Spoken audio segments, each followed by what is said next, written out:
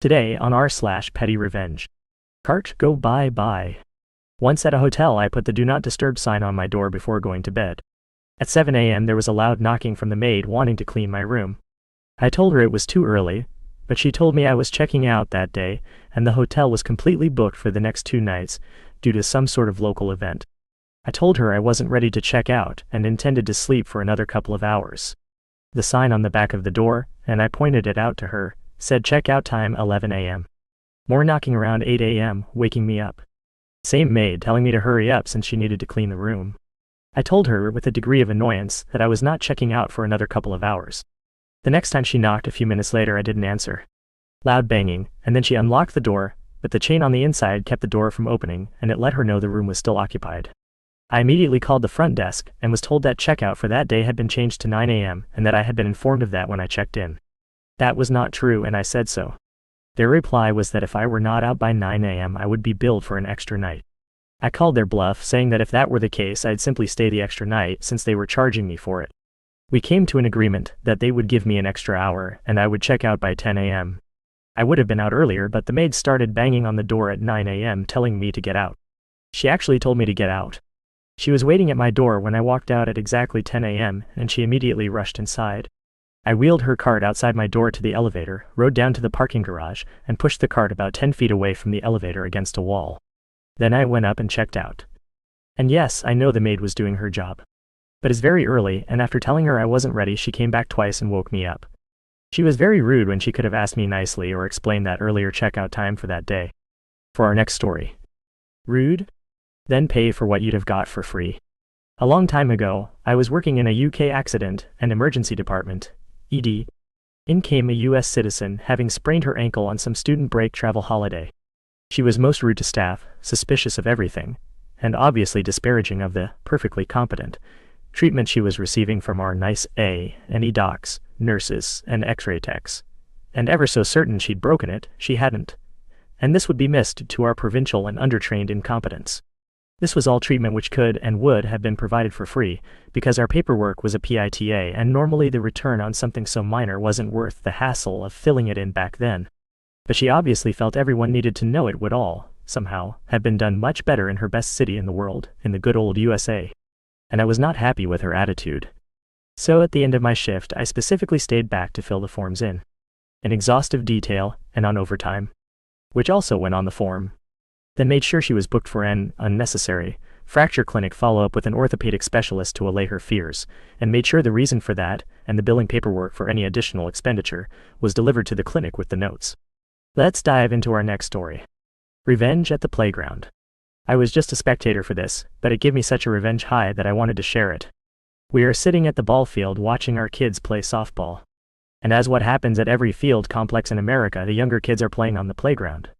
The 6 to 7-year-olds are playing some form of dodgeball, but I can't understand the rules. All I know is they are having a blast. They aren't hurting each other and all the parents can just watch the game in peace while everyone is having a good time. About halfway through the game, a kid around 10 shows up and wants to play too. They let him because they are having fun, and the little turd starts hitting the kids way too hard for their age. He is just beaning them. After the third kid is knocked over by this brat, a parent gets up, comes over to the playground and asks the kid if he could chill a little. The kids are much younger than him and he's hurting them. The little brat says, "It's just the rules of the game. If your kid doesn't want to get hurt, he shouldn't play." I was half thinking this kid was about to get an earful from this mother or she would stop her kid from playing. Instead, she just says, "Okay," turns, walks back to her seat and whispers something in the kid ear that is sitting next to her playing on his tablet. The kid without hesitating stands up and says, "Hey, can I play?" The little kids are a little weary because the last kid they invited to play started hurting them.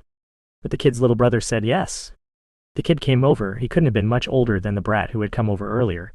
Maybe a year older or so. Like one might have been 10, the other 11 or 12. They started playing and the minute the brat had beaned another kid really hard, the older boy says, "Hey, can you cool it a little? We don't want to hurt the little kids." The brat answered, "Shut up and play. It's part of the game." The 12-year-old just said, "Okay." A second later you hear the loudest smash of the ball. Every parent turned around and the brat is prone on the ground with his face in the dirt. The other kid is just standing up from his throwing motion. The prone brat stands up and has dirt down his face where he got knocked over and he is starting to cry. He takes off running. About 3 minutes later, the kid's mother comes back with the brat, and starts asking for the 12-year-old's parents. The mother said, "That would be me. Your kid hit my kid so hard he left a mark.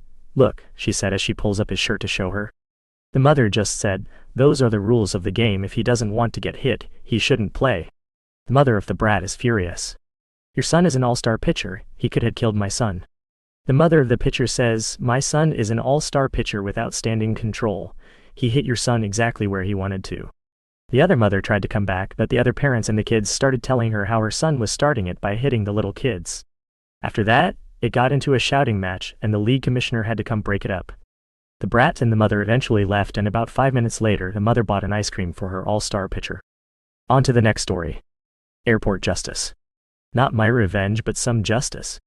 I was flying solo in my early 20s, at a small airport in Europe, waiting to pass through security in the very early morning. Because of the time, the line for security was not too long, maybe 20 or so people waiting. I was only traveling with a large backpack. There was only one agent serving the whole line. There was a couple queued behind me with a big rolling suitcase which they were pushing in front of them. As the line crawled forward and I took a few steps forward to close the gap, the woman pushing her suitcase rammed it into the back of my legs. At first I didn't react because accidents happen, and I wasn't injured or anything. But then it happened again. And again.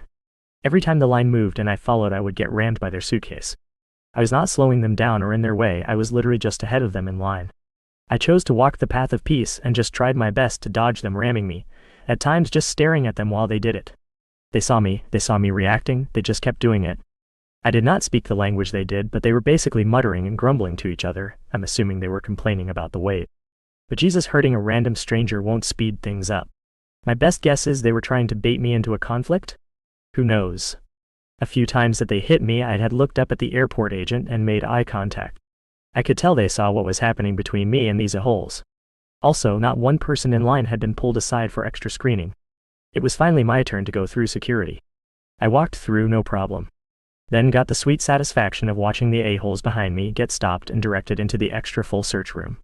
In my heart, I felt like the airport agent was getting revenge for me. Our last story for today. Landlord tried to strong-arm me into letting him into the home. Did not go well. A few years ago, we were in a small 2-bedroom apartment. The landlord basically never talked to us, we paid on time and kept everything neat and tidy. Well, one day his lordship decides he wants to sell the place. That's no problem. He wants to give the place a bit of a paint. Also not a problem. He told us he would be sanding the walls of the staircase. The main area of the house was upstairs, downstairs had a bedroom, office and garage attached, and that would be that. Fine, no problem, off you go. But instead of stopping at the top of the stairs, he decided to carry on one of the walls that led into my son's room. Had we known he wanted to do this, we would have done what was necessary. But we didn't know, and so every inch of my son's room, his clothes, carpets, bed, toys, the lot, were covered in a very fine dust from sanding the painted drywall. It took hours of wiping down and vacuuming to get it back, and he had to sleep elsewhere for 2 nights after his breathing and skin suffered. I mentioned this to the property manager, who was an absolute delight to work with, and she said he would advise him that we would need more details about what work he wanted to do. This seemed fine. He then wanted to come back and do some painting. Again, that's not a problem, it's value to the house and looks better, etc. However, he told us he would be there for 4 hours. 8 hours later, he decided that was enough for the day and called it. That night he messaged me saying he wanted to come back and do more painting the next day. I said that didn't work for us, wasn't enough notice, didn't allow us peace of living, etc. He then tried to claim that in our contract, the tenancy contract he called it, it stated that we must allow him to complete projects in a timely fashion, and if I were to decline him entry, then the cost of the rest of the project and its completion would lie with me and be my responsibility. So I sent his texts, "It's always nice when people lie to you in writing," off to lovely property manager again, who called me and said not to worry, she would sort it out. About a week goes by and I get a text asking very nicely if I would allow them access in a few days to complete the work. No problem. His lordship and a pal arrived to carry on painting, and were there for another 8 hours. However, this time, I don't think they took any pleasure in it. My PC is next to my PS5, so on my PC I put on Tiptoe Through the Tulips on repeat for the full 8 hours. Max volume. I just popped my headphones into my controller and gamed all day long. After 8 hours, his lordship comes up the stairs and into the lounge, it's open planned, and said with great strain and weariness of a man worn down, that they had finally finished. Without breaking eye contact with my screen, I said bye, and he just hovered for a second before shakily walking out.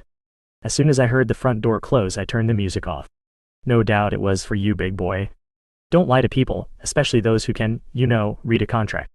And those are all the stories we have for today. See you tomorrow.